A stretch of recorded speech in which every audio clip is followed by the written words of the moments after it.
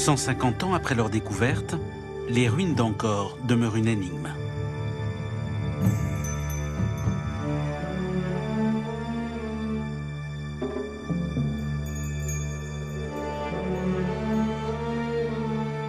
Comment cette ville est-elle née?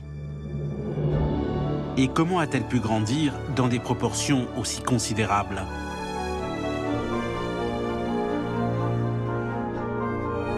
Imaginez toutes les cathédrales de France réunies dans une grande forêt, comme la forêt de Fontainebleau par exemple. Et Angkor, c'est un peu ça d'une certaine manière, des grands sanctuaires construits à chaque fois par un souverain qui ont été placés sur le site d'Angkor et qui sont aujourd'hui envahis par la forêt. Quelle était la véritable fonction des temples d'Angkor? Aujourd'hui, une fouille archéologique répond pour la première fois à cette question. Grâce à l'usage des nouvelles technologies, l'intérieur d'un temple royal est ressuscité.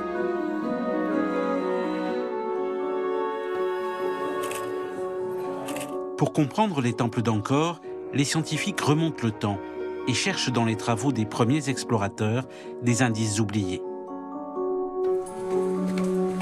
Dans les caves d'une abbaye du nord de la France, ils redécouvrent un trésor abandonné, un témoignage d'une grande valeur archéologique. Ils sont aussi à la recherche du cœur de l'immense ville d'Angkor, l'une des cités les plus importantes de son époque. Un archéologue révèle l'endroit où tout a commencé.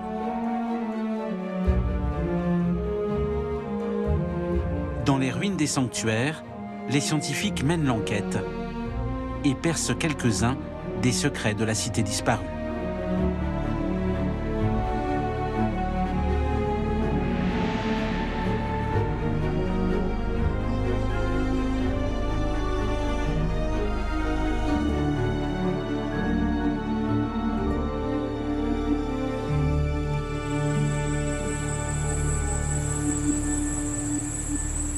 L'ancienne cité d'Angkor a été abandonnée il y a près de 600 ans.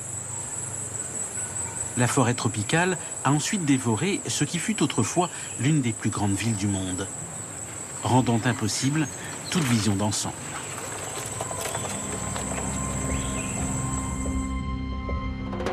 Or, sans vision d'ensemble, il est difficile de comprendre l'histoire de la ville, la façon dont elle s'est développée et la raison pour laquelle elle a progressivement occupé un immense territoire. C'est pourquoi les vestiges de cette grande civilisation, qui s'épanouit entre le 8e et le début du 15e siècle, posent toujours question.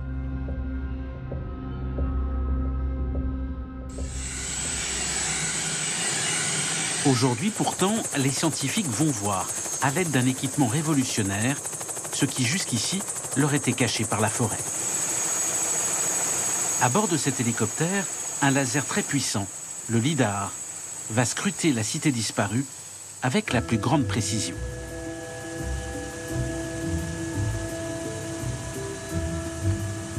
Le LIDAR émet une onde lumineuse qui perce la végétation et parvient jusqu'au niveau du sol. Le signal capté au retour permet de lire l'empreinte qu'ont laissée les bâtiments qui aujourd'hui n'existent plus. Autour des temples, les vestiges de la ville sont ainsi révélés.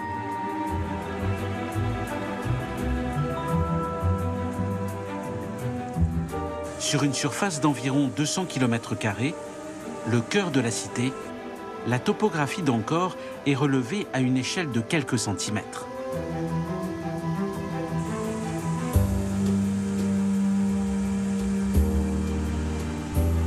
Le LIDAR montre les fondations d'une multitude de constructions de bois, des palais et des habitations qui ont aujourd'hui totalement disparu.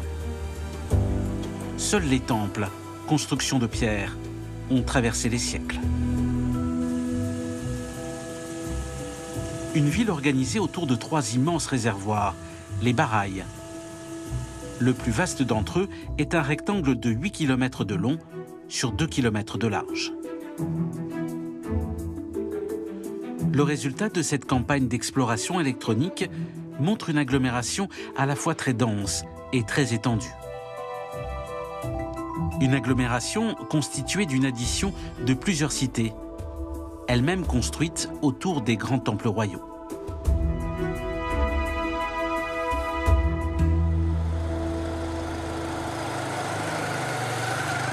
Dans les locaux de l'Université de Sydney, Damien Evans, l'un des archéologues responsables du projet, présente les résultats obtenus à Pierre Baptiste, conservateur au musée Guimet à Paris.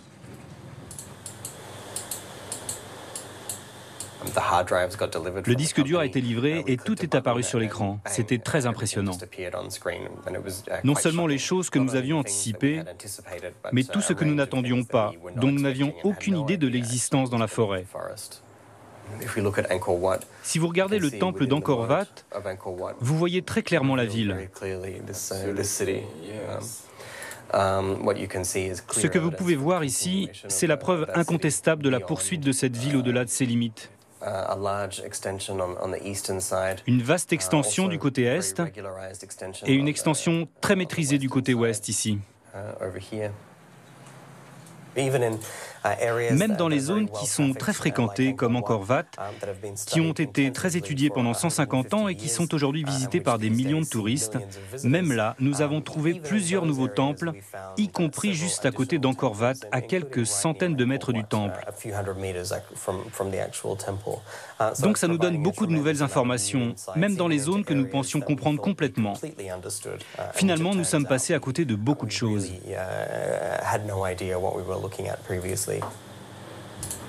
Ces images sont le fruit de 5 siècles d'histoire d'Angkor, au cours desquels villes et sanctuaires se sont ajoutés. 9e siècle, fondation d'Angkor, premier temple royal et premier grand réservoir. 10e siècle, 3 nouveaux souverains et 3 nouveaux sanctuaires. 11e siècle, aménagement du Grand Barail occidental. 2 temples royaux supplémentaires. Début du XIIe siècle, 2 rois, 2 sanctuaires, dont Angkor Wat le plus important de tous les temples. Enfin, 5 nouveaux temples mettent un point final à l'expansion d'Angkor, à la fin du XIIe siècle. Chaque règne est un recommencement. C'est ainsi que les rois khmers élargissent l'espace de leur capitale.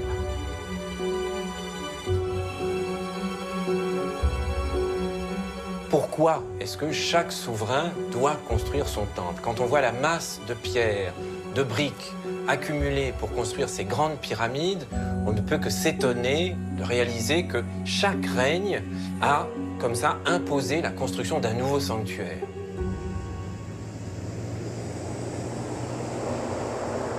Pourquoi un nouveau temple à chaque nouveau règne?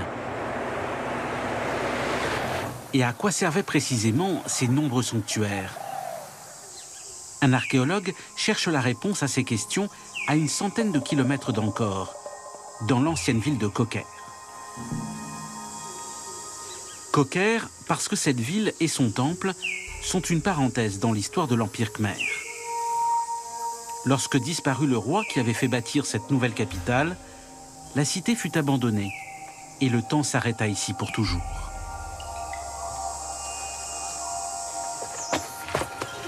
Éric Bourdonneau, archéologue français, étudie ces ruines depuis 4 ans.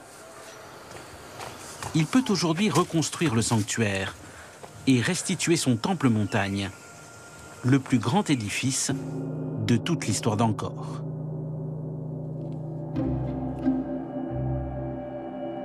On y parvenait après avoir traversé une succession de chapelles, les prasats. Qu'y avait-il à l'intérieur de chacune d'entre elles? Et quelles étaient leurs fonctions? Ce sont les 2 questions auxquelles doit d'abord répondre le scientifique. La pyramide culminait à 30 mètres de haut. Au sommet se trouvait le symbole du temple de Koker.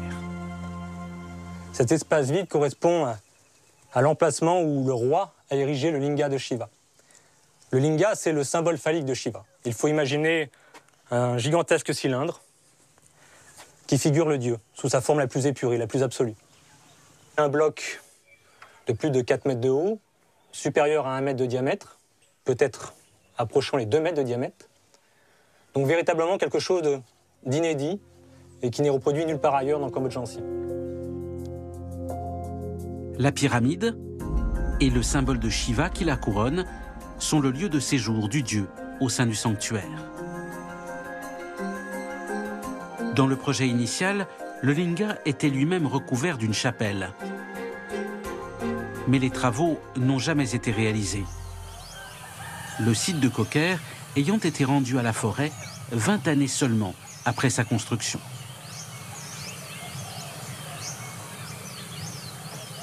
Dans les années 1990, le temple jusque-là intact a été méthodiquement pillé par les trafiquants. Les statues qui s'y trouvaient ont toutes disparu. Or, pour comprendre le sanctuaire, il faut identifier chacune d'entre elles. C'est l'enquête que mène Éric Bourdonneau, à commencer par cette chapelle dans laquelle se trouvaient 5 statues. L'une d'elles était d'une taille exceptionnelle. Cette statue de plus de 3 mètres de hauteur, presque 4 mètres, nous l'avons retrouvée aujourd'hui en plusieurs milliers de morceaux. Ces morceaux se distribuaient tout autour du piédestal. Donc nous avons ici les fragments des bras du Shiva. Ici, un peu plus vers ma gauche, le buste. Et nous avons retrouvé tout autour du piédestal les jambes, les pieds, des fragments de mains, les têtes, qui sont elles maintenant conservées au musée de Phnom Penh. Donc nous avons aujourd'hui un gigantesque puzzle qu'il s'agit de reconstituer. Pour cette opération difficile, Éric s'appuie sur Chia Sotchet, restaurateur de statues au musée de Phnom Penh. Cette année, nous sortons les blocs les plus imposants. Donc la manœuvre est assez délicate, avec notamment les bras du Shiva dansant et les piédestaux des divinités qui se trouvent autour du Shiva dansant.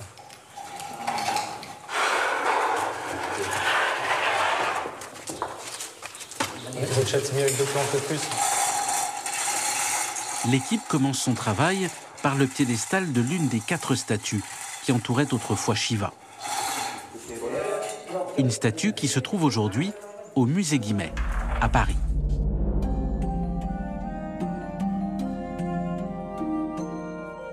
C'est l'une des 2 sculptures qui proviennent de Koker. La seconde sera bientôt d'une grande importance dans l'enquête d'Éric Bourdonneau sur les temples khmers. 2 chefs-d'œuvre rapportés en France en 1873 par l'un des découvreurs d'Angkor, Louis de Laporte.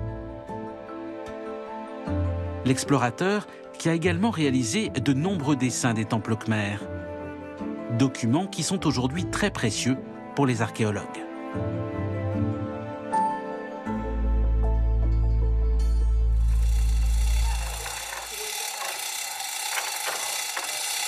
C'est la statue de la déesse, c'est-à-dire de l'épouse de Shiva. Donc sa fonction, c'était d'accompagner la danse de Shiva. Donc la déesse dansait en même temps que Shiva.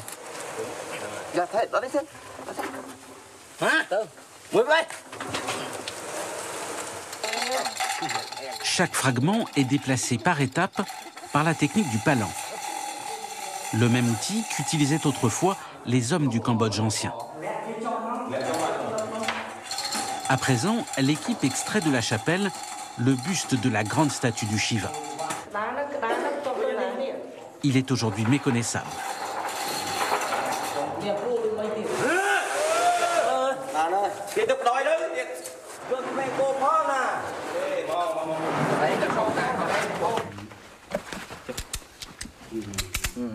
Ici, on voit vraiment clairement les traces du burin des pilleurs. Donc, tout ce côté-ci vraiment a été massacré, si on peut dire des choses comme ça. Toujours avec l'idée de récupérer les têtes qui se trouvaient au-dessus du buste.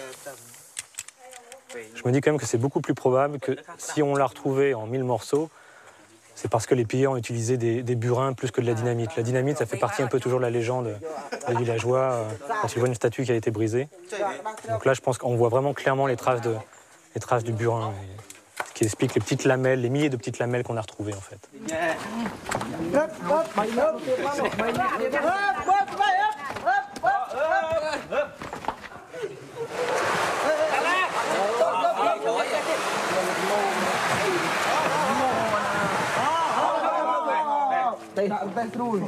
Donc ce sont les bras droits de Shiva que nous venons de sortir.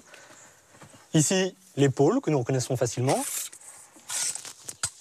60 cm de profondeur. Cela donne une bonne idée encore de la dimension colossale de la statue. Donc 5 bras, les bras antérieurs. 1, 2, 3, 4, 5. Avec, pour chacun des bras, l'avant des bras qui tenait des attributs. Donc il y a une main qui tient par exemple une calotte crânienne, une main qui tient un trident, l'attribut par excellence de Shiva, une main qui tient une massue. Donc de manière générale, ce sont des attributs associés à la dimension guerrière de cette danse.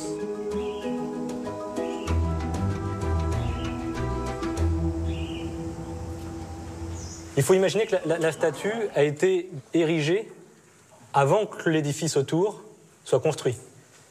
Car une fois l'édifice construit, il était extrêmement difficile, voire impossible pour les anciens Khmers, de faire rentrer la statue et l'ériger à l'intérieur du piédestal.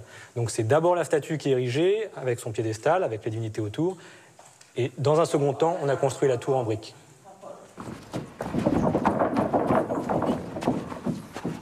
Ah, c'est pas mal, hein? Vous imaginez bien Shiva en train de danser, là?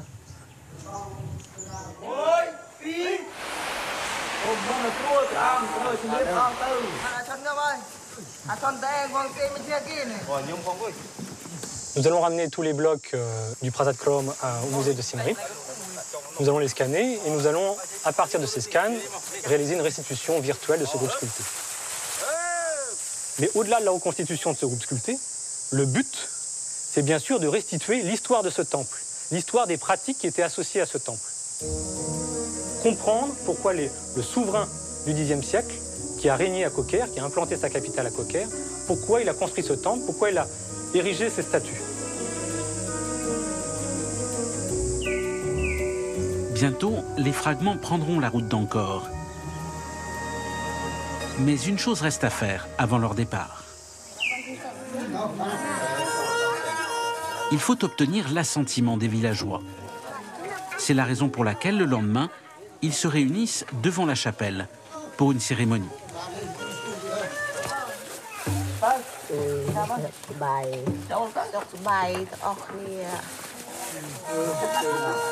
Donc là, c'est une petite cérémonie en l'honneur du Neakta Krom, c'est-à-dire le génie dont le siège se trouve à l'intérieur de l'édifice, et plus spécifiquement dans le piédestal.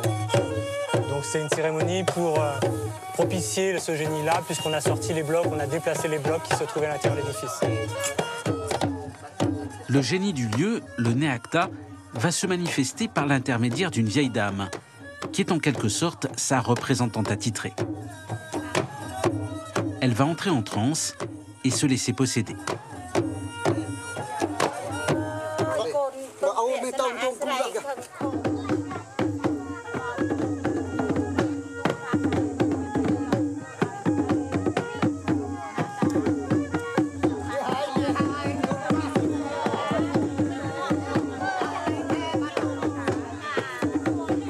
Une fois habité par le Neakta, le génie du sol, on pourra s'adresser à lui par son intermédiaire. Chiasochet engage des pourparlers.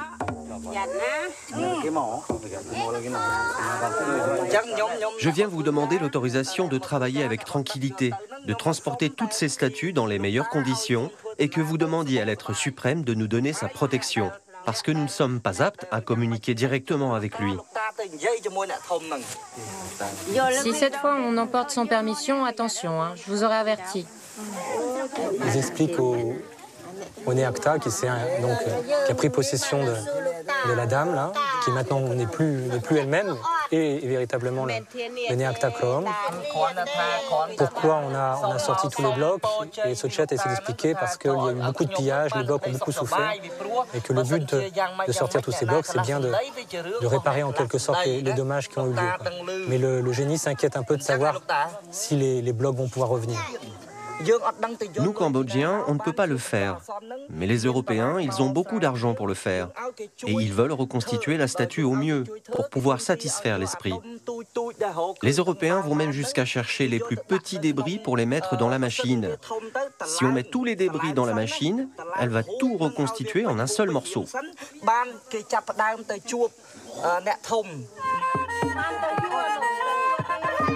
La discussion s'achève 1 heure plus tard. Après quoi, le Néacta, le génie, décide de bénir toutes les personnes présentes.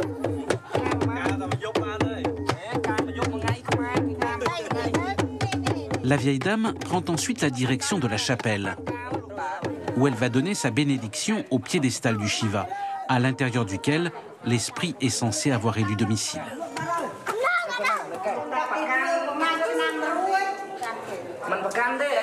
Esprit, quand on va déménager la statue, il ne faut pas être en colère.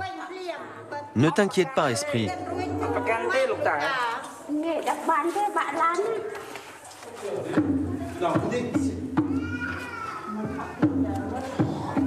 Quand la cérémonie s'achève, le Néacta a donné son autorisation. Les fragments peuvent partir, à condition toutefois de revenir dans un délai le plus court possible. Quelques années tout au plus, a ordonné l'esprit du sol de Cocker.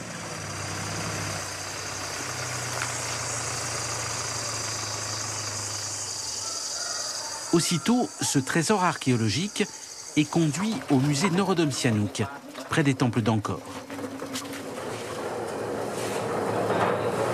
Tout ce qui a été découvert pendant la fouille de la chapelle du Shiva y est à présent regroupé.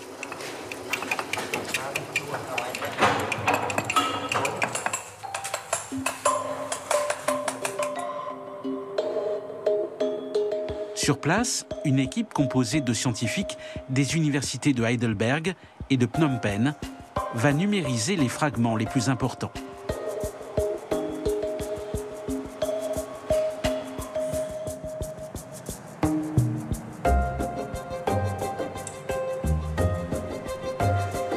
On a récolté au total à peu près 10 000 pièces. Sur ces 10 000 pièces, 1000 présentent une forme reconnaissable. Et sur ces 1000, on en sélectionne 100, ou une centaine, qui sont particulièrement significatives. Ce sont ces 100 pièces, ou un peu plus, qui vont nous servir à reconstituer le Shiva. Et cette restitution virtuelle sera bien sûr un outil extrêmement précieux pour la restauration réelle qui, j'espère, viendra à l'avenir. L'opération dure 5 semaines, au cours desquelles les fragments de la statue sont transformés en fragments numériques. Ensuite, direction Heidelberg. C'est ici que le Shiva va reprendre sa forme d'origine. Heidelberg possède en effet l'une des meilleures universités d'Allemagne, dont un département se consacre à l'application des mathématiques à l'archéologie.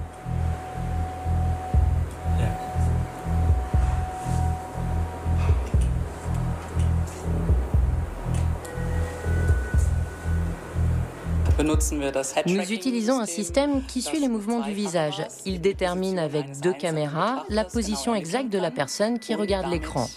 Cela crée l'impression de se déplacer réellement autour d'un objet tridimensionnel.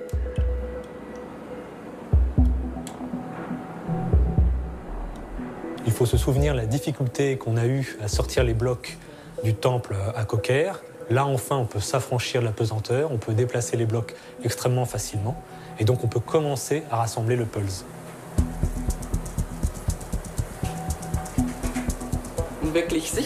Pour être vraiment sûr que 2 morceaux vont bien ensemble, nous passons en haute définition et nous essayons d'aligner les fragments de telle manière que leur correspondance soit aussitôt détectée en termes mathématiques. Ici, c'est évident, il y a bien compatibilité.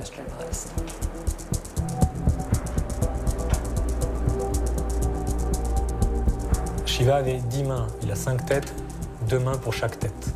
Mais on n'a retrouvé que 6 mains. Donc là, on essaye déjà de remettre à leur place les mains qu'on a retrouvées. Et une fois qu'on aura fait ce travail-là, on peut essayer de commencer à réfléchir où étaient les autres mains et qu'est-ce qu'elles tenaient comme attribut. I think here we Ici, c'est probablement la trace d'une masse. C'est quelque chose qui descend comme un attribut. Sur chacun des genoux, légèrement à l'arrière du genou, on a cette trace verticale qui correspond donc à une trace d'arrachement, c'est-à-dire qu'il y avait là un attribut, probablement une massue ou une épée de Shiva, qui descendait de l'une des mains supérieures, qui longeait le genou et qui rejoignait le piédestal, ce qui permettait à la fois d'étayer la statue, c'est-à-dire de lui donner une plus grande solidité.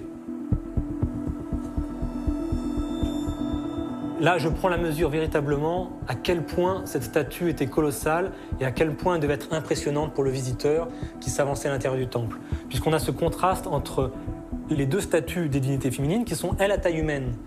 Mais le dieu central, lui, est au double de la taille humaine et même davantage que ça. Donc cette statue, avec ces dimensions-là, ces dimensions colossales, dans cette position de danse, c'est quelque chose d'unique dans l'archéologie du Cambodge ancien. Voici enfin reconstituée la statue la plus extraordinaire de toute l'histoire d'Angkor. 5,62 m haut, 10 bras, 5 visages. Elle était sans doute peinte en rouge, ce qui devait lui donner une allure encore plus impressionnante.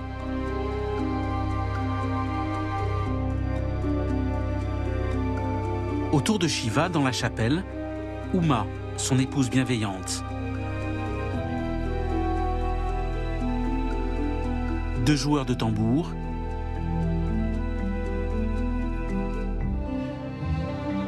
et Kali, l'épouse terrible du dieu, qui tient dans ses mains un crâne et une jambe humaine.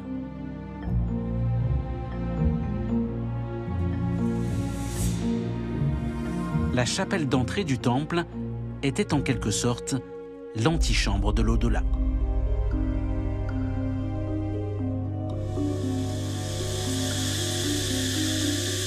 Mais qu'arrivait-il une fois passée cette porte terrifiante? L'archéologue va maintenant enquêter sur la chapelle suivante, que l'on doit traverser sur le chemin du sanctuaire central. Avec son équipe, il a dégagé les piédestaux des 8 statues qui s'y trouvaient. Il faut à présent les identifier et comprendre quelle était la scène représentée.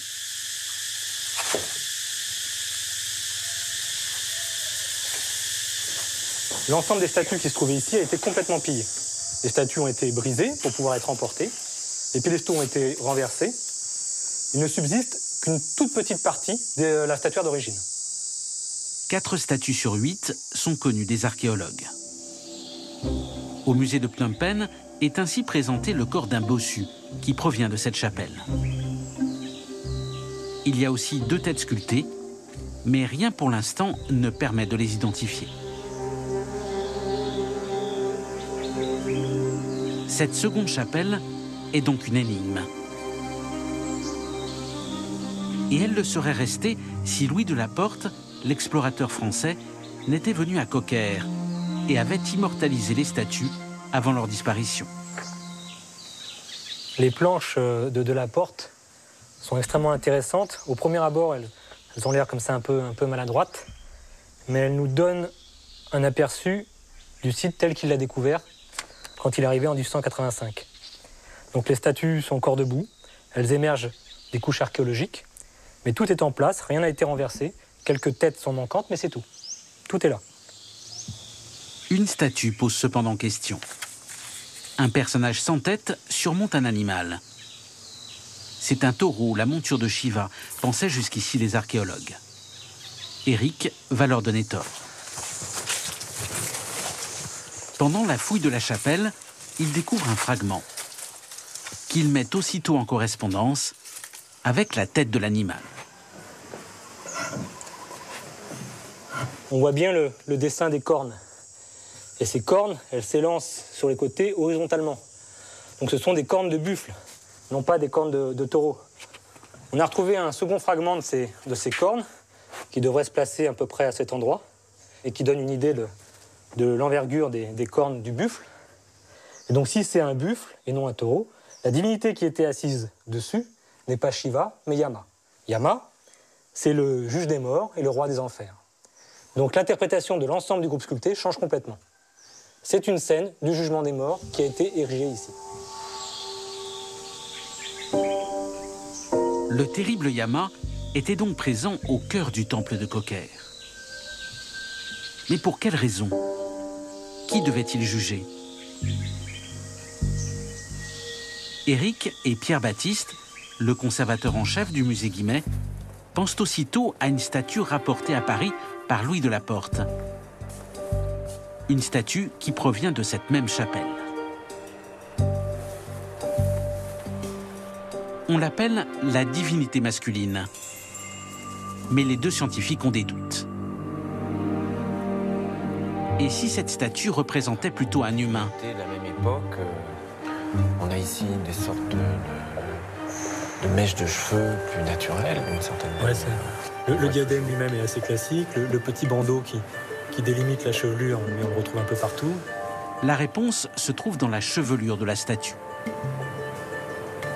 Mais c'est vrai que quand on regarde de l'autre côté, c'est un peu plus visible. Les Khmers représentaient en effet différemment les cheveux des dieux et ceux des hommes. Qui remonte vers le haut, qui passe sous le diadème, en fait. Elle a un costume classique de cette époque, elle est sur un piédestal, elle a un diadème richement orné, comme les divinités, c'est vrai. Mais quand on regarde plus en détail cette chevelure, on se dit que peut-être, là, y a-t-il une ambiguïté qu'on n'avait peut-être pas forcément levée auparavant. Pierre prend pour référence 3 têtes de divinités ramenées à Paris par Louis de la Porte. Leurs coiffures sont très spécifiques. C'est en fait un cylindre qui évoque le chignon au-dessus du crâne, mais qui est vraiment stylisé en cylindre, sur lequel viennent s'accrocher les grosses tresses, les grandes mèches de cheveux qui retombent en cascade. Dans l'art khmer, qui est très codifié, les divinités se doivent d'être représentées toujours de la même manière. Alors que pour les humains, la convention est très différente. Éric et Pierre examinent à présent la tête sculptée de Jayavarman VII, le grand souverain du XIIe siècle. Sa coiffure est plus naturaliste. On peut voir clairement les mèches remontées en chignon.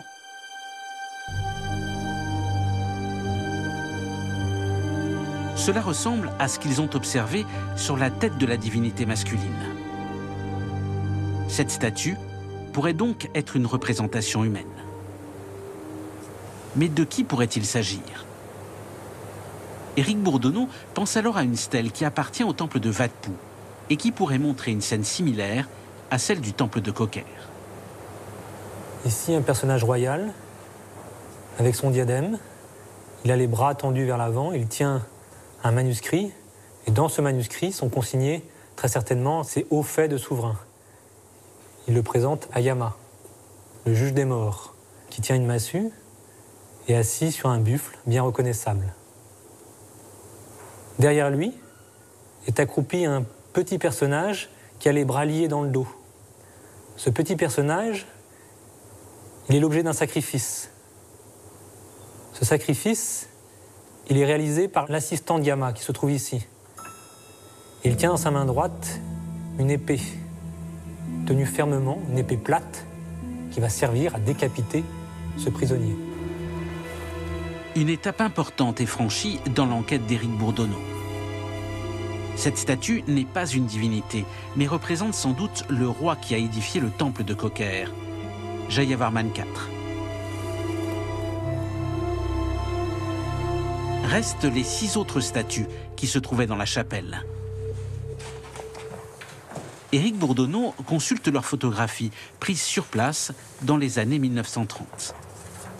À présent qu'il connaît la nature de la scène, le jugement du roi, il est plus facile de les identifier. Le bossu, probablement le principal assistant d'Yama. Ici, il a les mains jointes, mais dans les exemples plus tardifs, il tient une balance. La balance, bien sûr, pour mesurer et peser les qualités et défauts du défunt qui se soumet au jugement d'Yama. Chitragupta, c'est le scribe, celui qui a consigné dans ses archives tous nos actes bons et mauvais. Dharma, qui devait tenir un bâton et qui applique les sentences prononcées par Yama. Le soleil et la lune, bien reconnaissable, cette sorte d'auréole derrière le personnage. Comme le disent les inscriptions, le jugement de Yama vaut aussi longtemps que dureront le soleil et la lune. Dernier document dont dispose Éric, le plan dressé en 1873 par le découvreur du site. Louis de la Porte a bien placé les 8 piédestaux, avec au sud le piédestal de Yama. On reconnaît bien le petit dessin du buffle. De retour à Beaucaire, il ne reste plus qu'à mettre la bonne statue sur le bon piédestal. Louis de la Porte est à nouveau d'un grand secours pour le scientifique. Par ce simple croquis, il permet de recomposer la scène disparue. À la gauche de Yama, le bossu, son premier assistant. Chitragupta, le scribe de Yama. Le soleil à gauche, la lune ici.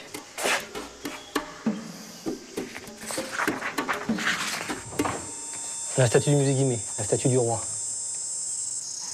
Tournée vers Yama, le juge des morts. Le roi se soumet au jugement de Yama, mais ce n'est pas un procès véritablement. Ce qui est important, c'est de mettre en scène la mort du roi, qui va renaître dans le séjour de Shiva. De cette renaissance de séjour de Shiva, il va ressortir divinisé. Les archéologues pensaient jusqu'ici que cette chapelle était dédiée à Shiva. Éric montre au contraire qu'elle abrite le face-à-face de deux grands personnages.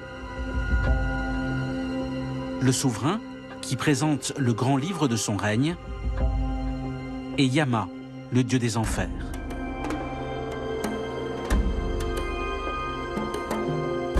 Nul doute que le roi passait l'épreuve avec succès. Il avait ainsi symboliquement franchi le seuil de l'au-delà et en était revenu profondément transformé.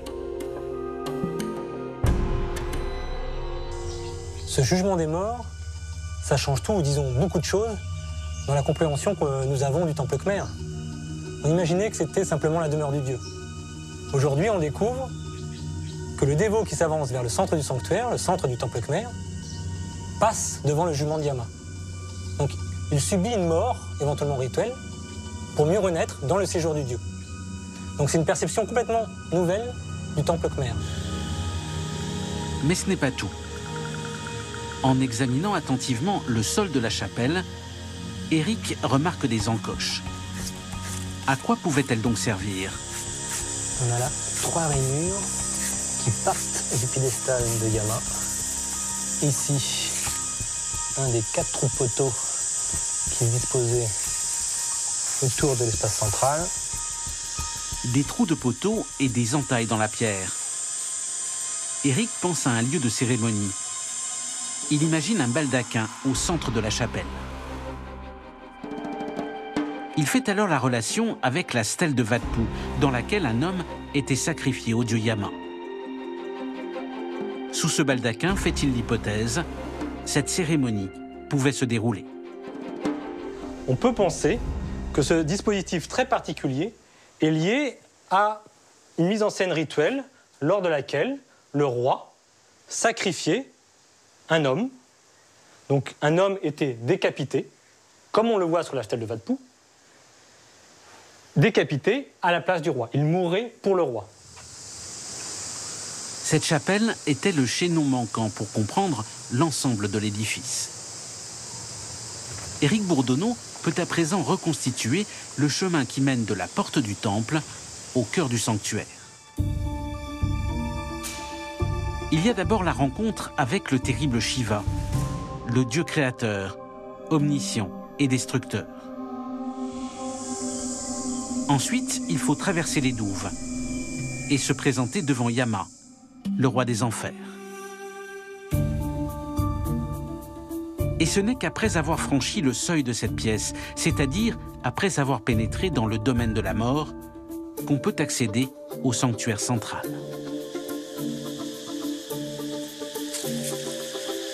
Une toute petite pièce, pour un linga de très petite dimension, la forme la plus concentrée, la plus puissante du dieu Shiva.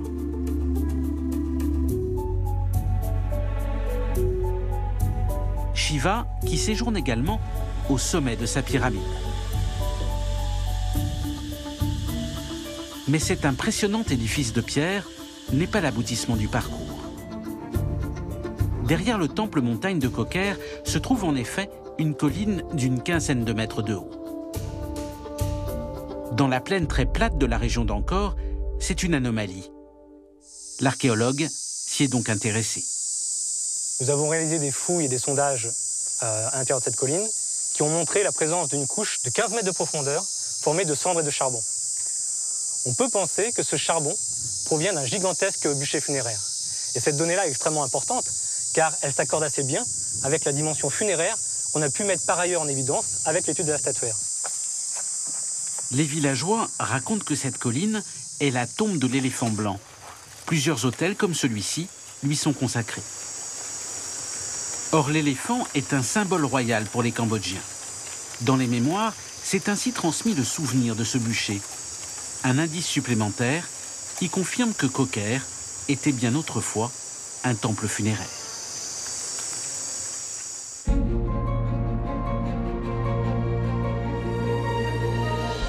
Mais les autres sanctuaires d'Ancor l'étaient-ils également?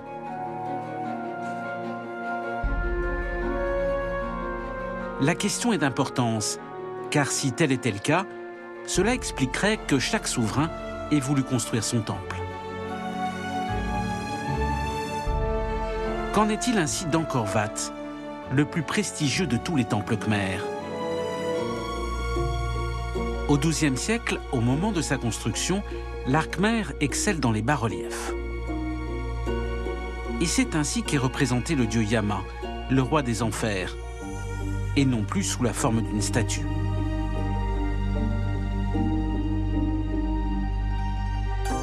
Malheureusement, la suite de la scène est en morceaux.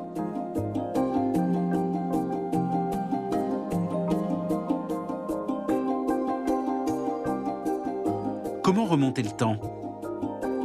Est-il possible de voir les reliefs d'Angkor comme les ont vus les premiers explorateurs, il y a près de 150 ans?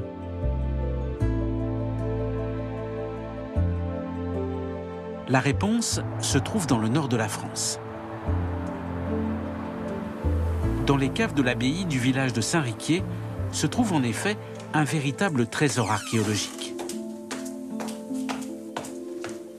Des centaines de moulages des temples d'Angkor, réalisés à la fin du XIXe siècle, sous la direction de Louis de la Porte.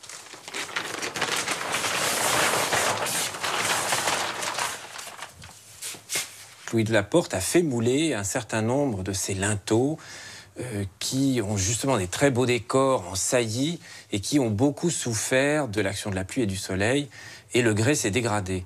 Et donc on a une qualité de surface qui a plus d'un siècle, et aujourd'hui quand on va sur le site, on ne voit plus tous ces ornements, les différents personnages qui constituent ces grandes frises, et l'intérêt de ce plâtre, c'est qu'il fige dans le temps un état de surface qui n'existe plus aujourd'hui et qui nous donne des informations en fait que l'on a perdues depuis la fin du XIXe siècle.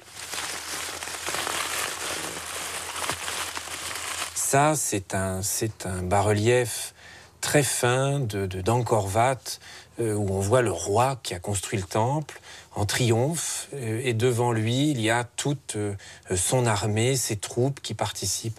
Et sur ce plâtre, on a une qualité du relief qui est tellement fine qu'on voit jusqu'au joint de la pierre. Et ici encore, les tresses, par exemple, ou les petites pendeloques qui tombent des pendants d'oreilles, qui sont très originales ici, on a du mal à les voir quand on est dans la galerie à Angkor Wat. Ces moulages, qui témoignent de la découverte des temples d'Angkor, sont donc aujourd'hui d'un grand intérêt pour les scientifiques. Ils disposent ici d'une empreinte en 3 dimensions de relief altéré, voire quelquefois disparu. La trace des monuments khmers avant que la marque du temps ne les change pour toujours. Cependant, avant de pouvoir les étudier, il faut les sauver des caves de l'abbaye. Une étape très complexe qui va prendre plusieurs semaines. Le problème ici à Sariquié, c'est qu'on a des moulages qui font 500 mètres cubes et qu'on ne les a pas bougés depuis les années 70. Et aujourd'hui, quand on déplace les plâtres avec la paille, avec le kraft qui est complètement pourri, ça crée une espèce de nuage de spores de champignons, d'aspergillus. Donc, par mesure de précaution, étant donné qu'on est amené à travailler ici pendant 6 semaines, il nous faut absolument cet équipement qui est complètement étanche. En fait. Une tente a été dressée dans les jardins de l'abbaye, sous laquelle les restaurateurs nettoient et consolident les moulages avant leur transport.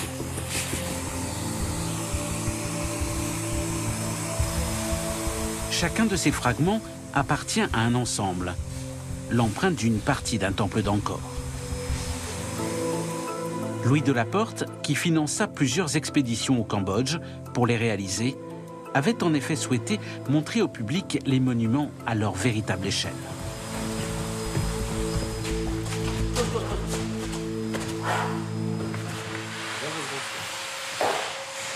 Il faut imaginer dans la forêt les gens qui découvrent ces sculptures qu'on ne connaît pas, qui vont devoir les mouler, donc dans des conditions effroyables. Ils doivent faire des empreintes à la terre, etc. Faire des tirages en plâtre sur place, et puis mettre tout ça en caisse, transporter ça sur des chariots transportés par des buffles ou sur des radeaux pendant la saison des pluies, amener tout ça à Saigon, et puis faire tout le trajet par bateau, arriver à Paris par la Seine, par Péniche. Et tout ça, c'est toute cette aventure humaine qui me fascine, en fait, depuis cette découverte, cette redécouverte des temples d'Angkor, et cette volonté un peu folle de les montrer presque à échelle 1, à Paris, dans un musée. C'est bon pour toi? Bon pour moi. On pourra le régler après. On va voir comment on est.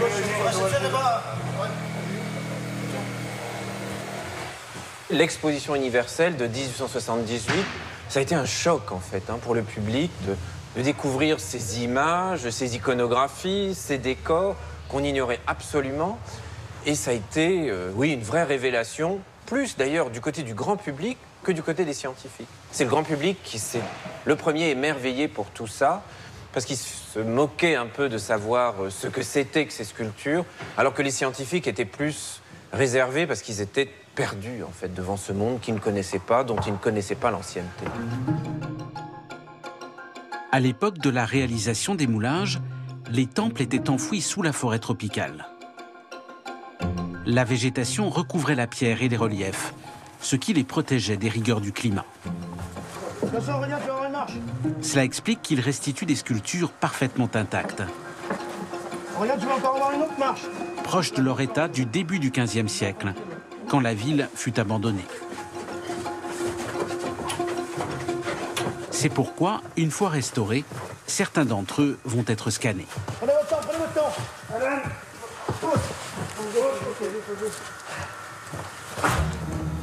Et ces moulages numériques seront à leur tour comparés aux reliefs des temples d'Angkor.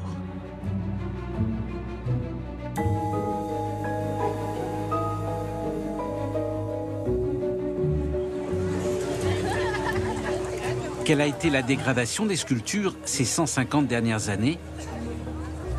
Et que vont nous apprendre ces moulages sur la vocation des temples khmers?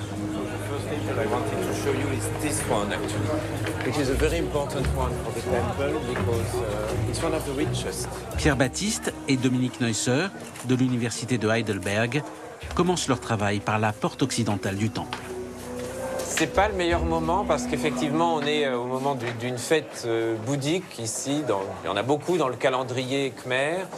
Et donc il y a à la fois l'affluence des touristes habituels dans ce temple et puis celle des Cambodgiens qui viennent rendre hommage au Bouddha, puisque ce sanctuaire, à l'origine vishnouite, depuis le XVIe siècle, est devenu un grand temple bouddhique, le sanctuaire le plus sacré de tout le Cambodge.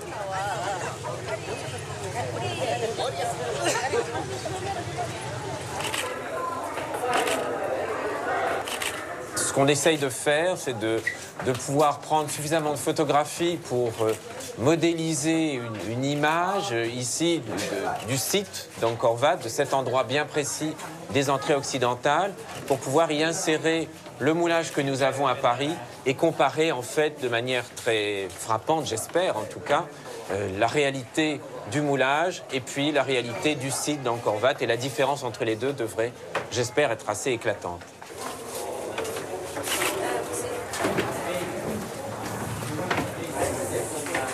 Merci. C'est vraiment une chance de disposer de cet échafaudage, parce que ça nous permet de travailler dessus pour prendre des prises de vue frontales du linteau. Puis ça nous donne aussi une bonne idée de la difficulté qui était celle des pionniers, des découvreurs à la fin du 19e siècle, qui ont dû disposer eux-mêmes de structures qu'ils ont dû faire pour monter les éléments nécessaires à la réalisation des moulages, des prises d'empreintes de linteaux, parfois placés à 4 mètres de hauteur, comme celui sur lequel on est en train de travailler pour le moment. Pour les reliefs placés sous la porte d'entrée du sanctuaire, la détérioration est limitée. Mais à l'extérieur, le phénomène est plus important. Les pieds de cette Devata sont déjà atteints par l'érosion et son corps montre des signes de fragilité. Voilà, ça c'est vraiment le son caractéristique, là, cette sonorité un peu, ça sonne creux en fait. On sent très bien qu'il y a la couche supérieure du grès qui s'est soulevée. On dit qu'elle s'est desquamée en fait, elle s'est détachée de la structure de la pierre. Là, tout ce bloc là peut partir juste en écartant, en soulevant un peu. Ça tombe exactement comme un oignon pourrait se détacher. Le grès, c'est une pierre qui est très poreuse en fait, qui a un grain très lâche et qui absorbe comme une éponge l'eau très rapidement. Donc pendant la saison des pluies, il y a énormément d'eau qui tombe d'un seul coup. La pierre absorbe ça, le soleil revient, assèche la surface de la pierre et donc avec le temps, il y a un processus en fait de décalage entre la surface de la pierre qui sèche très rapidement et l'intérieur de la structure de la pierre qui reste humide pendant un certain temps et donc ça crée des clivages. On voit très bien les dégradations que ça peut causer. On se retrouve avec des surfaces qui perdent 10-15 cm et pour une sculpture aussi fine que celle d'Angkor Wat, c'est vraiment dramatique. Avec les photographies de Dominique est produit un moulage numérique de la déesse, qui est comparé à l'empreinte du même relief réalisé il y a 150 ans par Louis de la Porte. Même démarche pour le linteau d'entrée d'Angkor Wat. La comparaison permet de voir l'altération de la pierre survenue depuis la découverte du site en 1866.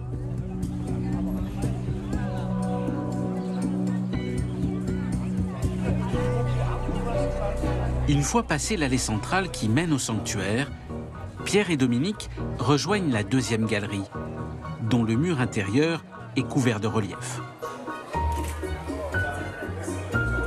C'est ici que l'on peut trouver les plus belles sculptures et celles qui offrent aux scientifiques les informations les plus précieuses. Malheureusement, à cet endroit, les altérations sont encore plus graves.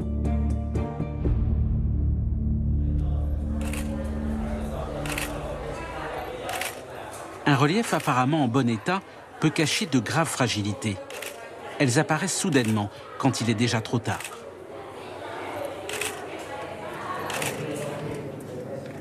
Le professeur Hans Leisen de l'Université de Cologne se bat depuis 10 ans contre la maladie du grès, qui fait dans cette galerie des dégâts considérables.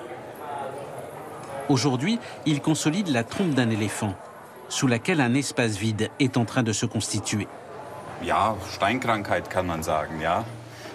Oui, on peut appeler ça une maladie de la pierre. Un processus qui s'est développé sur plusieurs siècles. Aujourd'hui, l'ensemble a vieilli.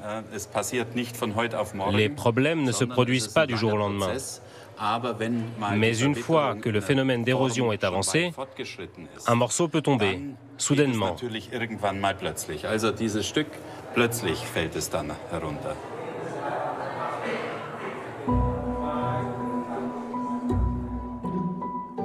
Le nerf de la guerre se situe sur les toitures du temple. C'est d'ici que doivent être stoppées les infiltrations. Ce sont elles qui menacent l'intégrité du grès et dissocient les parties sculptées du reste de la pierre. Pour y parvenir, Hans Leysen a mis au point une technique originale, expérimentée en Europe sur les cathédrales, qui connaissent des problèmes similaires.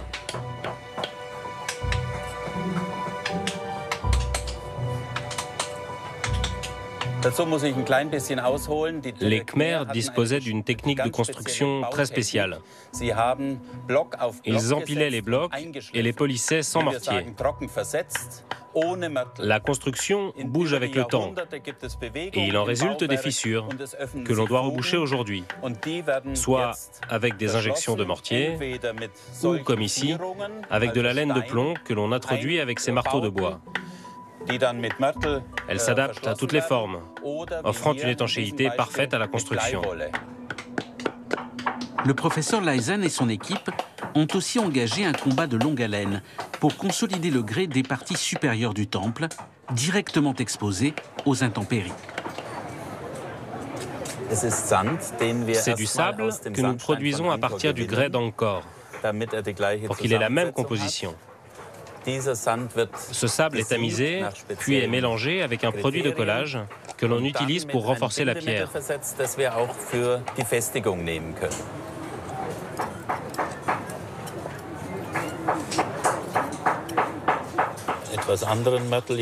Nous avons un autre mélange très liquide pour atteindre l'espace qui s'est formé derrière la surface de la pierre. C'est la partie la plus difficile à sécuriser. Tout ce qu'on voit à l'avant est relativement aisé, bien que ce soit un travail de Sisyphe.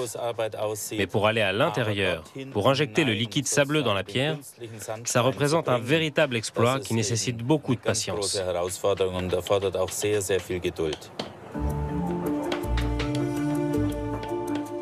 Voilà pourquoi les moulages réalisés par Louis de la Porte, à la fin du XIXe siècle, sont d'une grande valeur. Quand il est déjà trop tard, il s'agit de l'unique empreinte existante des reliefs disparus. Ce sont ainsi des documents essentiels quand on veut comprendre la célèbre galerie des cieux et des enfers, terriblement mutilée en 1947. En fait, toute cette partie de la galerie sud, la moitié est, s'est effondrée sur elle-même et tous les blocs sont arrivés en avant. En fait, tous les piliers se sont effondrés vers l'extérieur du temple et ce qui fait que toute cette partie a considérablement souffert.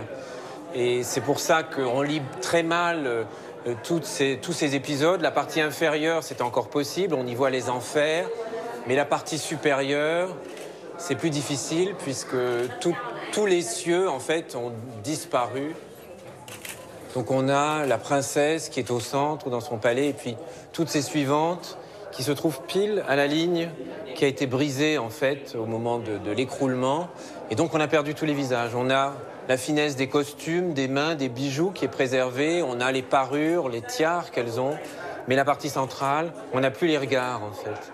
Et ces regards, on les a seulement à Paris, dans nos réserves au musée Guimet. Cette galerie a une grande importance dans l'enquête sur les temples d'Angkor. Car elle raconte la vie des Khmers après leur jugement par Yama, le dieu des enfers. Quelle est la place de la divinité dans ce sanctuaire? La réponse se trouve dans cet entrepôt du sud de Paris, où les moulages de Louis de la Porte ont été transportés. Donc on a en fait ici 2500 mètres carrés d'entrepôt dans lequel on a réuni toutes les collections du musée indo-chinois du Trocadéro. Une sorte de puzzle en fait qu'on aurait mis dans une immense boîte avec 1200 pièces à reconstituer, des fragments des temples d'Angkor et d'autres monuments d'Asie du Sud-Est.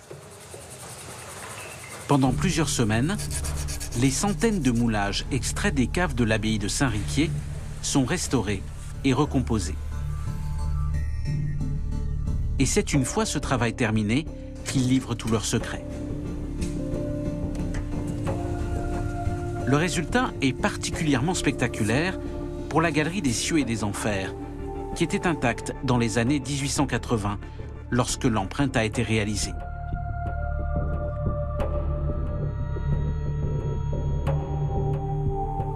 Le plâtre est scanné par l'équipe de l'université de Heidelberg.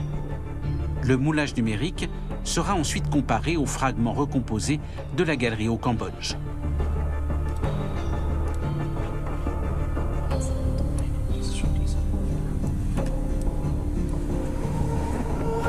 Ce n'est plus seulement le souverain, mais l'ensemble de la cour qui se présente ici devant le roi des enfers. La fonction funéraire du temple d'Angkor Wat est donc essentielle, et par extension, très probablement, celle de tous les sanctuaires royaux de la cité. On a pensé pendant un certain temps que tout ça, cette construction, cette mise en œuvre, était liée surtout à la puissance royale, à la manifestation du roi en tant que premier shivaïte, premier hindou pour tous les souverains shivaïtes, qui va se construire un sanctuaire qui est la protection du royaume entier. Et puis en fait, il y a une autre dimension qui sans doute explique mieux la raison pour laquelle chaque souverain a dû reconstruire un nouveau monument, qui est le fait que les souverains, après leur mort, étaient sinon inhumés, en tout cas leurs cendres peut-être étaient placées dans le sanctuaire, et très probablement ces monuments acquéraient une destination spécifiquement funéraire. Ce qui fait que le successeur, de manière bien logique, devait se construire un nouveau temple montagne, un nouveau temple d'État, pour protéger le royaume de son vivant, et puis surtout pour préparer son avenir dans l'au-delà. Ainsi s'explique la géographie d'Angkor. Puisque chaque souverain doit fonder son temple, les sanctuaires se sont naturellement additionnés au cours des siècles. Mais existait-il un centre à cette ville en développement permanent? Et si oui, où se trouvait le cœur de la ville, dans ce désordre apparent? Pour répondre à cette question, un personnage est incontournable. Il s'agit de Jayavarman VII, dont le plus beau portrait va retrouver son corps.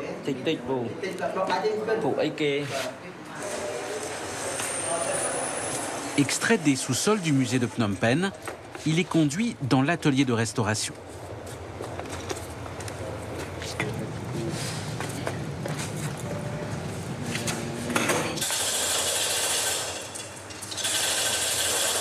C'est extrêmement rare dans l'Arc Khmer, des portraits du roi, c'est même tout à fait exceptionnel, et pas seulement dans l'Arc Khmer, mais dans tout le monde asiatique, où le portrait sculpté n'est pas une forme qui a été très très développée en fait. On en connaît très peu, et c'est vrai que c'est à l'époque de Jayavarman VII, à la fin du XIIe siècle, qu'on a porté cet art à sa plus forte expression. On connaît des portraits du roi, d'une de ses épouses au moins, une de ses épouses favorites, la reine Jayaraja Devi, et de certains membres de sa famille qu'on peut moins bien identifier, mais qu'on sent être en tout cas les portraits de gens qui ont vécu à la fin du XIIe, au début du XIIIe siècle. C'est un moment très important parce qu'on a deux fragments découverts au même endroit, mais pas à la même époque, à près de 50 ans de différence, qui tout à coup sont réunis là et qui nous redonnent la dimension corporelle du roi, parce qu'il a aussi, il a un visage particulier, mais il a aussi un corps particulier qu'on reconnaît assez facilement. Parmi les critères de beauté du monde indien, il y a celui d'être bien nourri. Un homme trop mince, ça n'est pas un critère de beauté, en fait. Et puis on sent aussi qu'il a une certaine musculature, donc c'est quelqu'un qui dirige ses armées, qui part au combat, et qui a d'ailleurs eu beaucoup de victoires au cours de son règne. On attribue au souverain, le dernier grand roi d'Angkor, la seule ville fortifiée de l'agglomération. Elle est appelée Angkor Thom, la grande ville en Khmer. Ces enceintes datent de la fin du XIIe siècle. Mais la ville qu'elle protège pourrait être bien plus ancienne que cela.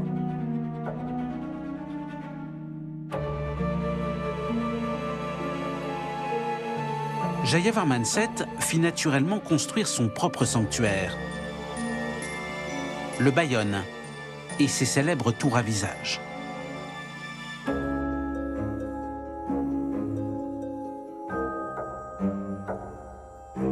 La tour centrale est située au cœur d'Angkor Thom, un carré fortifié de 3 km de côté, à l'intérieur duquel se trouve une autre enceinte, celle du Palais Royal.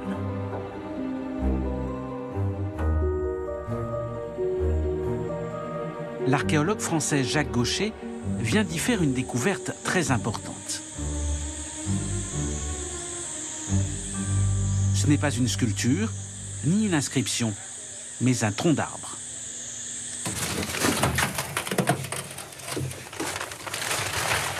Il en garde un échantillon dans cette caisse remplie de sable humide, pour mieux conserver le bois.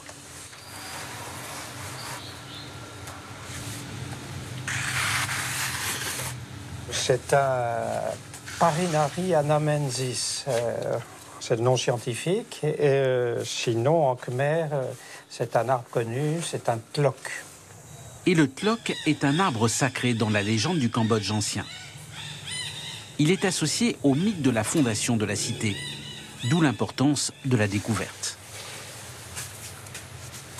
Une recherche archéologique, c'est un peu comme une histoire policière. Qu'est-ce qui s'est passé quels sont les acteurs et quand ça s'est passé.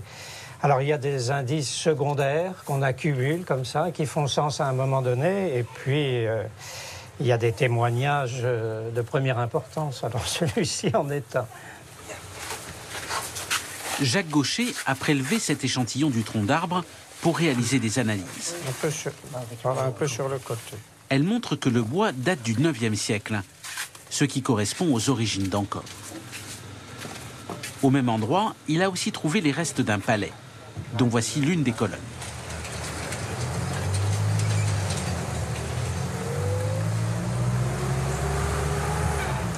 Ce matin, il ramène ces vestiges archéologiques sur les lieux mêmes de leur découverte.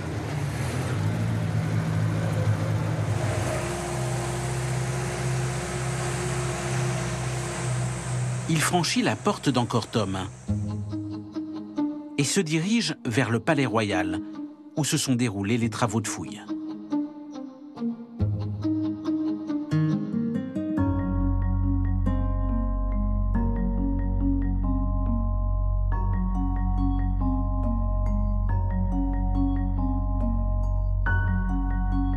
Cet endroit, c'est le palais des rois d'Angkor Thom.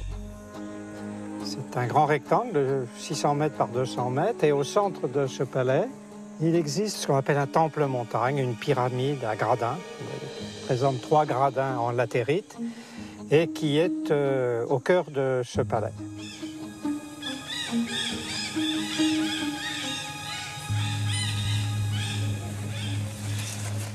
C'est ici, à l'angle nord-ouest de la pyramide, que Jacques Gaucher et son équipe ont mené leurs recherches.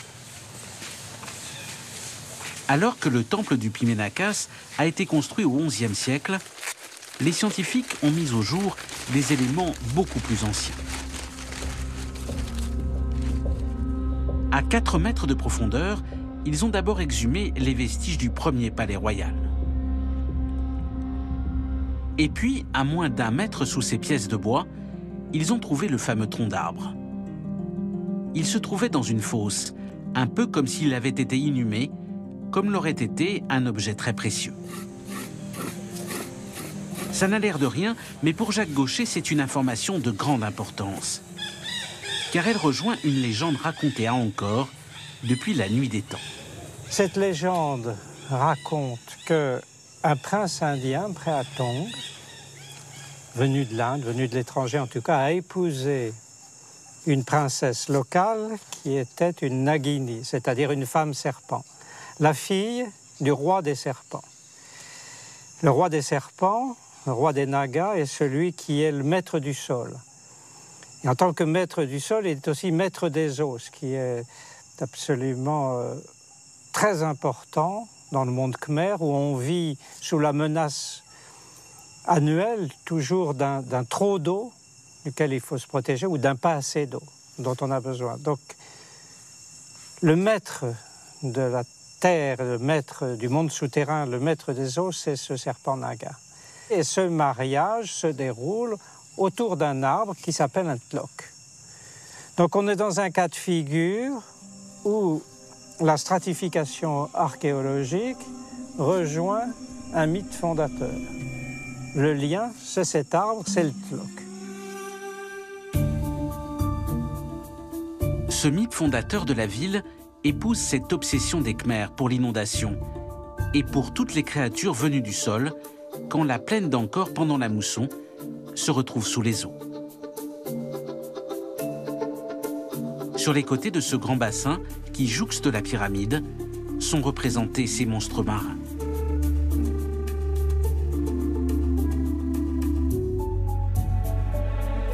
Le mythe du Tlok est resté vivant tout au long de l'histoire d'Angkor. Ainsi, au XIIIe siècle, un diplomate chinois qui séjourne dans la capitale des Khmers fait le récit de ce que lui racontent ses habitants. Chaque nuit, le roi doit monter au sommet du Pimenakas. Il y rencontre un génie sous la forme d'un serpent à 9 têtes. Et quand il prend la forme d'une femme, il s'unit à lui. Cette union mystique est quotidienne. Elle doit impérativement avoir lieu pour la stabilité du royaume. Au cas où le serpent à 9 têtes n'apparaîtrait pas, c'est une menace pour la vie du roi et bien sûr pour l'avenir du royaume. Le palais royal est donc le lieu où naquit, au moins symboliquement, la première dynastie angkorienne. À l'endroit même où était inhumé un arbre Tlok, l'arbre mythique de la fondation d'Angkor, se trouvait, pense Jacques Gaucher, le centre de gravité de toute l'agglomération, et plus largement, de tout l'Empire. Toutes les nuits, au cours d'un rituel, la royauté khmer se régénérait au sommet de cette pyramide. Et cela a duré plus de 500 ans.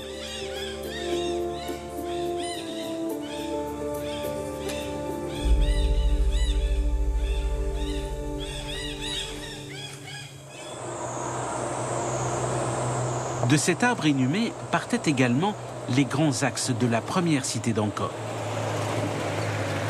Jacques Gaucher pense qu'à la fin du IXe siècle, 2 chaussées mettaient en relation le palais, le premier sanctuaire royal et le premier grand réservoir de la ville, le Barail oriental. Quelque part sous les enceintes d'Angkor Thom, il a ainsi récemment fait une autre découverte qui confirme cette hypothèse. Dans la forêt d'Angkor, il a mis au jour une chaussée enterrée à 3 mètres de profondeur.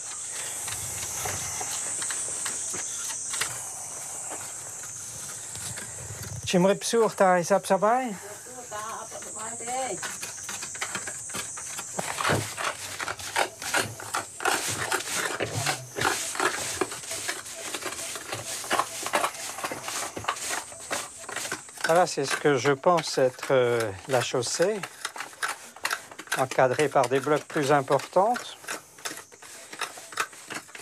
et avec ce qui semble être deux petits caniveaux ménagés de part et d'autre de cette partie centrale. L'ensemble du dallage fait une dizaine de mètres de largeur et autant qu'on a pu le sonder, on le retrouve sur plus de 50 mètres de longueur.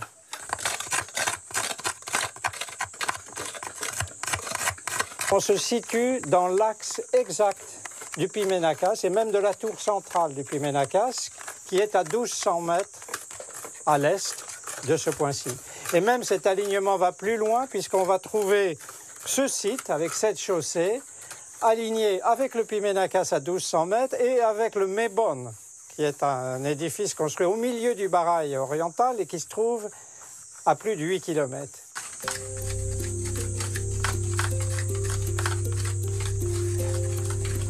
Le lieu de la fouille est situé à l'endroit précis où passe un axe d'une longueur considérable,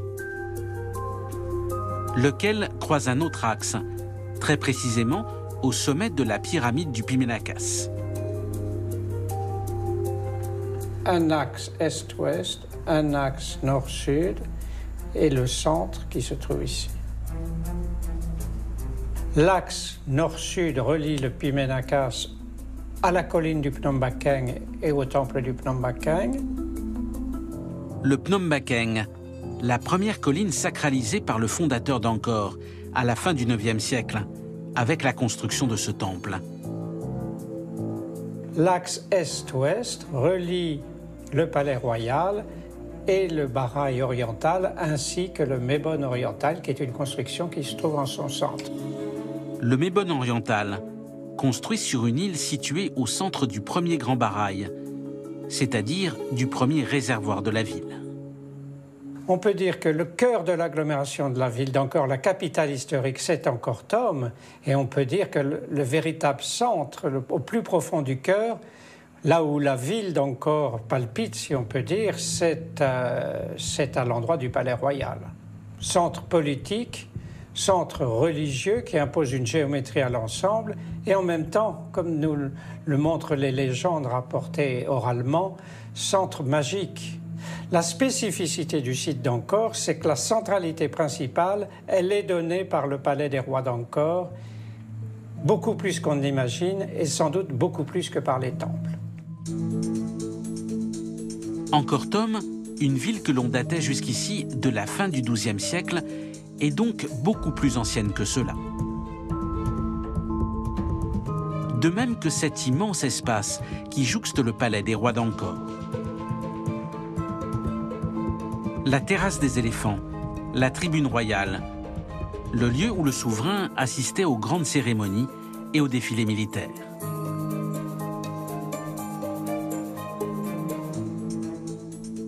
À l'extrémité nord de cette immense esplanade se trouve une autre terrasse, au centre de laquelle trône une statue.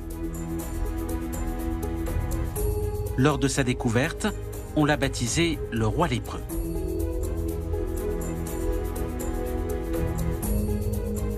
Pierre-Baptiste pense que cette statue remonte elle aussi aux origines de la ville d'Angkor. Et il croit en avoir trouvé la preuve. L'original de la sculpture se trouve aujourd'hui au Musée national de Phnom Penh. Au Cambodge, on a toujours connu cette sculpture sous le nom du roi lépreux. C'est assez simple à comprendre quand on la regarde, c'est une sculpture bien conservée, sauf les doigts de la main droite, les orteils du pied gauche, mutilés, ce qui est assez choquant sur cette sculpture qui par ailleurs est assez bien conservée et qui a donné naissance à cette légende d'un roi qui aurait, dans le passé, contracté la lèpre. Pourtant, les extrémités brisées de la statue ne sont pas la bonne piste pour l'identifier. Il faut observer la bouche et les dents, qui sont bien celles de Yama, le dieu des enfers. Ce que confirme l'inscription sur le piédestal, laquelle mentionne également une date, le XVIe siècle.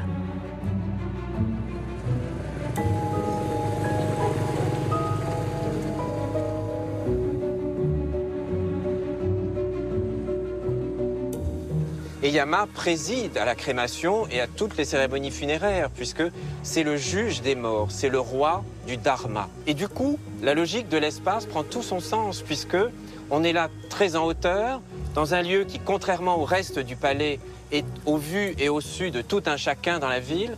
Et donc la crémation royale donnait naissance à des sortes de réjouissances, en tout cas un événement populaire très fort, qui faisait que ici, quand il y avait la crémation du souverain, la place devait être tout simplement noire de monde.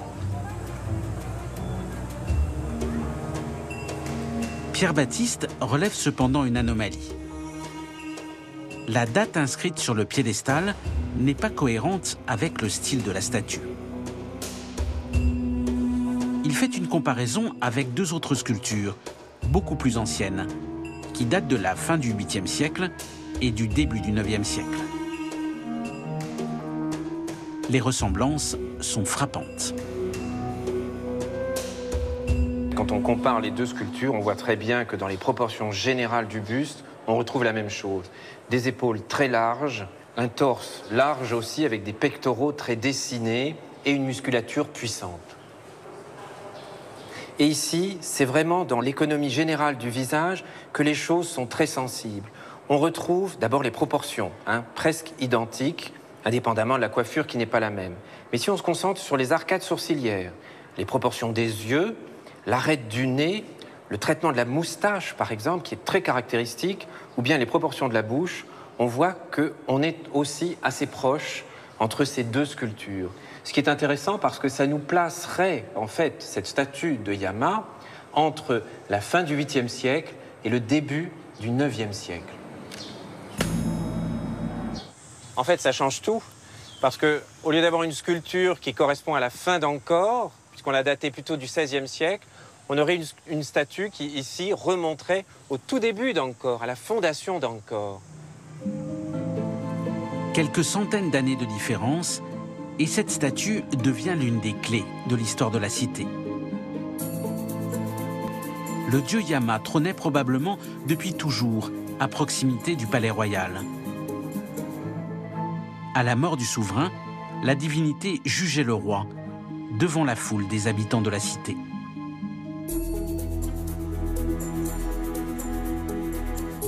Les archéologues comprennent à présent comment le cœur de la ville s'est constitué. Mais la grande agglomération d'Angkor s'étendait sur une surface beaucoup plus importante.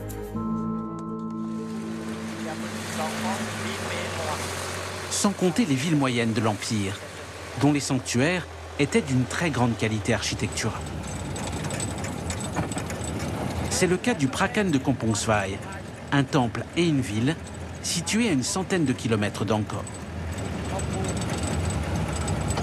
En fait, là, on est sur une route angkorienne qui reliait Angkor, Beng Mealea, au Prakan de Kampong Svai, qu'on appelle ici plutôt Pakan, en fait.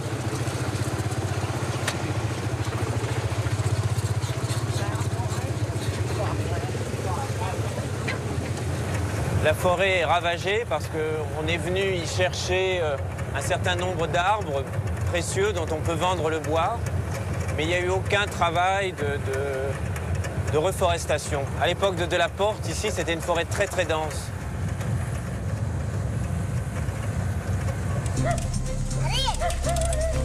Le Prakan de Kampong Svai fut fondé au XIe siècle. Il se trouve aujourd'hui à 5 heures de route d'Angkor. Mais arriver jusqu'ici, au temps de Louis de la Porte, était une véritable aventure.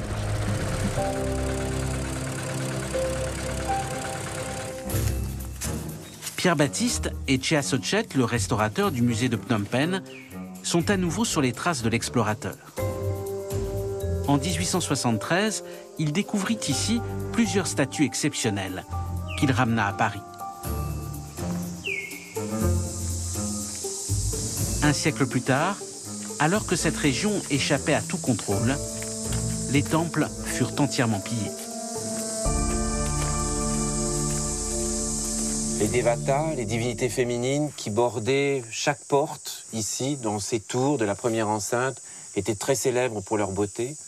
Et aujourd'hui, on ne peut plus en voir aucune, puisqu'elles ont toutes été systématiquement découpées au burin, parfois même à la tronçonneuse, pour être emportées à la frontière, à l'étranger, et être vendues sur le marché de l'art. De la Porte a ramené d'ici un certain nombre de sculptures qui font partie aujourd'hui des chefs-d'œuvre du musée Guimet, mais il l'avait fait dans un but exprimé très clairement de sauvetage. Il voulait témoigner, en fait, de par le monde, de la beauté de cet arc-mer, de la qualité de cette sculpture. Et les statues qu'il a ramenées de ce temple en témoignent à Paris, au musée Guimet, merveilleusement.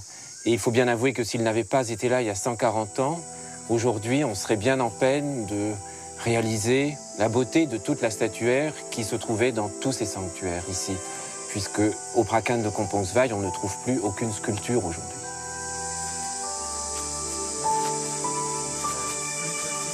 À présent, un autre péril guette les monuments du site. Ceux qui sont encore debout menacent de s'effondrer.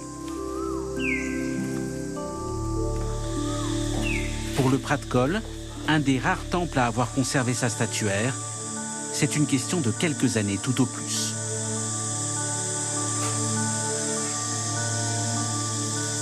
Même là, le linteau de la porte, tu vois, il est juste cassé parce que c'est le poids là qui appuie. Il est juste brisé là. S'il se brise davantage, ça descend et puis hop, tout ça s'écroule.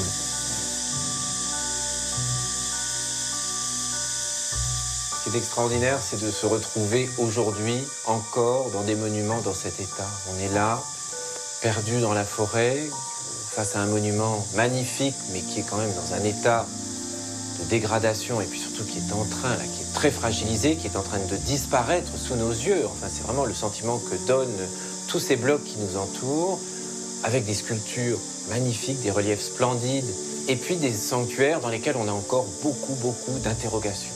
Et c'est ça qui est fascinant, c'est que tout ce travail est loin d'être fini, et ça sera celui de nos successeurs, des générations qui viendront, j'espère en tout cas, toujours aussi fascinés par la beauté et la magie de ces temples d'Angkor.